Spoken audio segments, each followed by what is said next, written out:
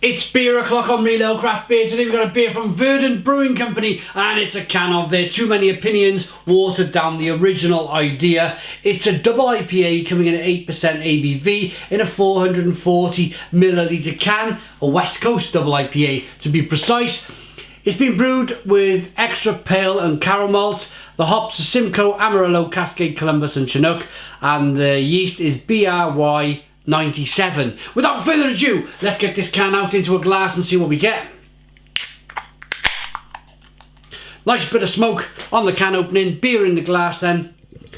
I do like a Verdant beer. I'll be honest on how I got this particular beer. I did a job for a friend. Somebody put his window through, double glazing window. Someone chucked a brick through his window. I went down, measured the glass, ordered the glass, picked it up, put it in my van, took it to his house, took the beading out, put the new window in, or took the old window out, put the new window in, beaded round, job done. He said, "What do you want?" I said, "Get me a couple of beers, mate." And he got me 4 really good beers. I wasn't expecting like really good beers, but yeah, he got me 4 really nice beers. So thanks to Chris, Real Ale in 140, for today's beer review. 2-finger Whitehead. Nice amber coloured ale. Good levels of, is it good levels of carbonation or is it not good levels of carbonation? I don't see too much carbonation there in the beer. There's not too much going on, is there? It's a little bit there, you can see.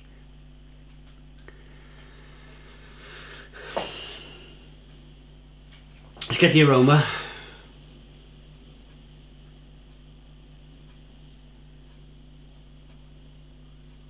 Ooh.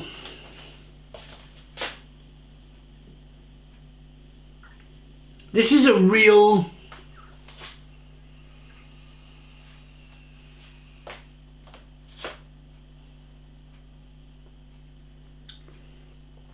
It's a real dank one.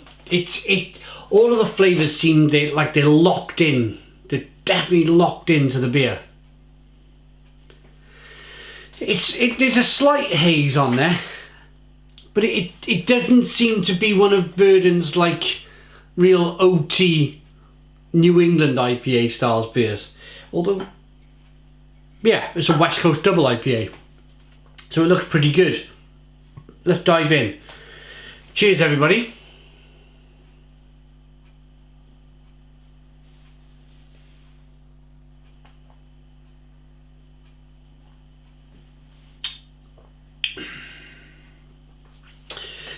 Oh,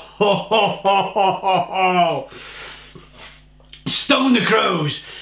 Stone the Crows. What a terrific beer. Full of flavour, puts a smile on your face, wakes you up even, wakes you up from your slumber.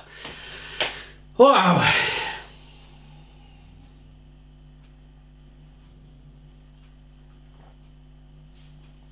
First of all, initially, super juicy, little bit of sweetness from the malt, extremely drinkable for an 8% double IPA. And then there's like kind of just tropical flavours in the middle. Loads and loads of flavour in the middle.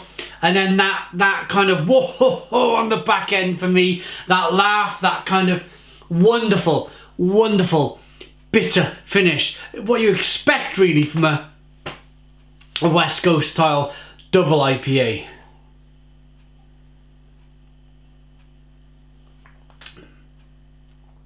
That is really good. Really good. I do like this style. I do like a double IPA, and they seem to be making a bit of a comeback.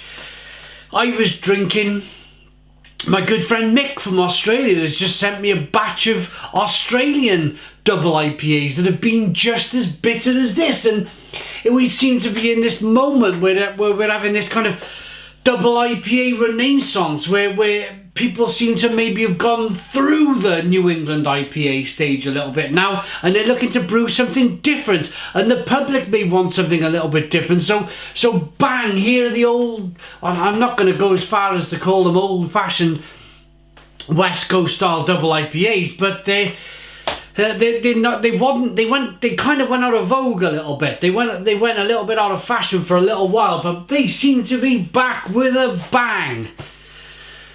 And I'm pleased. I'm pleased because I like that smashing bitterness on the back end. I just like that. I love all that flavour in the middle. Don't get me wrong, I really do. But it's that smashing back end for me that really puts a smile on my face. Love a big bitter back end.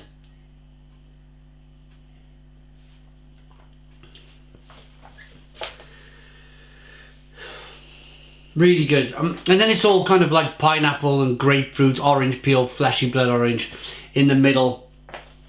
Loads and loads of flavour. Maybe some mango in there as well, your pale stone fruits. There's so much going on in the middle. There's so much going on in the beer, to be honest. A lot of sweetness to begin with, a lot of bitterness on the back end and a massive middle. Plus just how refreshing this beer is for 8% ABV. It's terrific, absolutely terrific. And I was talking a little bit about not having too much carbonation, and then all of a sudden it kind of like hits you. There is enough carbonation in there to, well, look at the lacing on the beer, looks terrific.